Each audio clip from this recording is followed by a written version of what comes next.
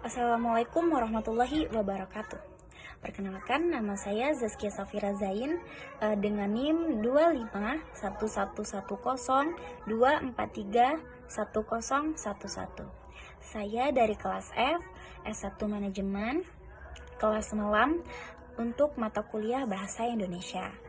Jadi di sini saya akan menjelaskan sedikit tentang perkembangan bahasa Indonesia. Langsung saja kita mulai. Perjalanan bahasa kita itu cukup panjang. Menurut penelitian yang saya baca, nenek moyang kita adalah kelompok bangsa dari Australanesia yang bermigrasi dari Asia melewati India.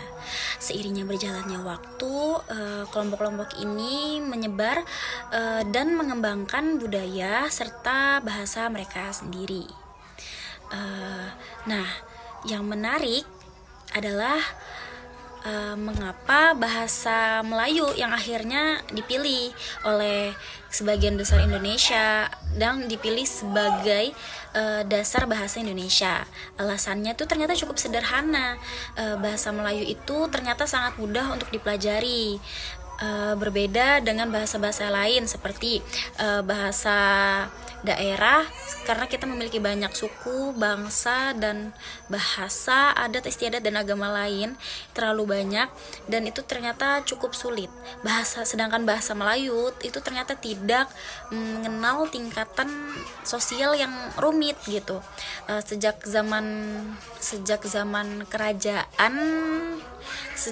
kerajaan Sriwijaya, bahasa ini itu ternyata memang sudah terbukti menjadi bahasa pengantar atau kayak lingua franca untuk perdagangan dan ilmu pengetahuan.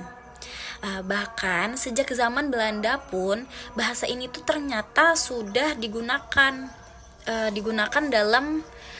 dalam pelajaran, sehingga perkembangannya sangat mudah ke berbagai daerah dan menjadi sangat cepat. Apa sebenarnya bahasa itu? Bahasa pada dasarnya adalah alat komunikasi kita yang kita gunakan untuk menyampaikan isi hati dan isi pikiran kita, untuk berkomunikasi kepada orang lain secara jelas dan secara nyaman, karena dengan bahasa inilah kita bisa menyampaikan isi hati dan isi pikiran kita. Atau yang secara mendalam, bahasa itu terdiri dari dua unsur, yaitu pertama unsur makna dan unsur makna atau isi, yaitu pikiran dan perasaan. Kedua unsur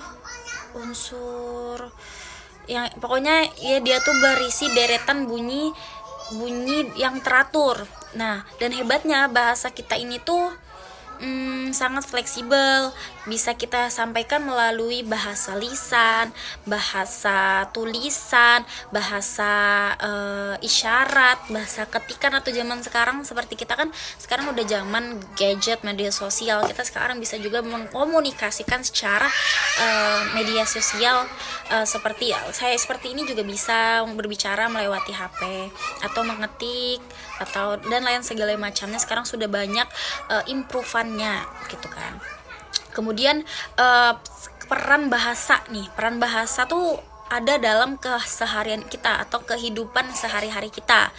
Nah, fungsinya itu tuh bahasa dalam kehidupan kita tuh bukan sekedar kayak kata-kata tuh, tapi berfungsi sebagai alat integrasi atau pemersatu bagi bangsa yang kita nih memiliki nih banyak berbagai daerah, berbagai suku, bangsa, ras, dan agama, serta adat istiadat. Jadi tuh bahasa Indonesia ini tuh adalah alat kita, teman-teman semua, atau bapak atau ibu, alat kita untuk bisa berkomunikasi secara baik dan mudah. Nah, selain dari bangsa ini adalah penyatu atau alat kita, tapi tuh bahasa itu juga berfungsi sebagai alat untuk beradaptasi. Saat kita berada di daerah yang asing atau daerah yang bahasa daerahnya tuh yang kita mungkin tidak bisa, tapi kita bisa menggunakan bahasa Indonesia sebagai sarana utama agar kita tuh apa yang kita mau, apa yang kita ucap itu bisa diterima di lingkungan baru kita tersebut itu, semisal. Atau selain itu bahasa ini bersifat dia kayak ekspresif sebagai wadah untuk mengungkapkan ide, seperti saya tadi ucapkan, ide, perasaan, serta berfungsi sebagai semacam kontrol sosial. Misalnya peringatan seperti dilarang merokok gitu kan, adalah bagaimana cara bahasa mengatur perilaku gitu demi ketertiban bersama. Kayak dilarang merokok berarti kamu jangan merokok tuh dengan bahasa Indonesia. Dengan cara itu, dengan berkata itu, kita bisa mengatur ketertiban bersama. Kemudian identitas dan kebangsaan kita. Nah, kita tuh perlu untuk menyadari bahwa bahasa Indonesia tuh bukan sebagai alat komunikasi saja, bukan sebatas itu. Sedangkan bahasa ia adalah lambang kebanggaan bangsa kita. Setiap kali kita berkata, berbicara dengan baik, nah sebenarnya itu kita sedang menjaga warisan sejarah. Kenapa warisan sejarah? Karena warisan sejarah yang menyatukan bangsa ini.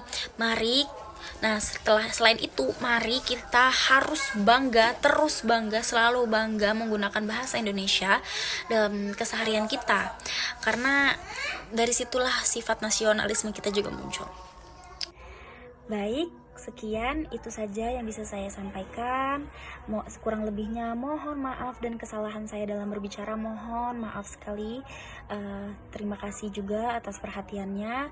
Saya akhiri, wabillahi taufiq wal hidayah. Wassalamualaikum warahmatullahi wabarakatuh.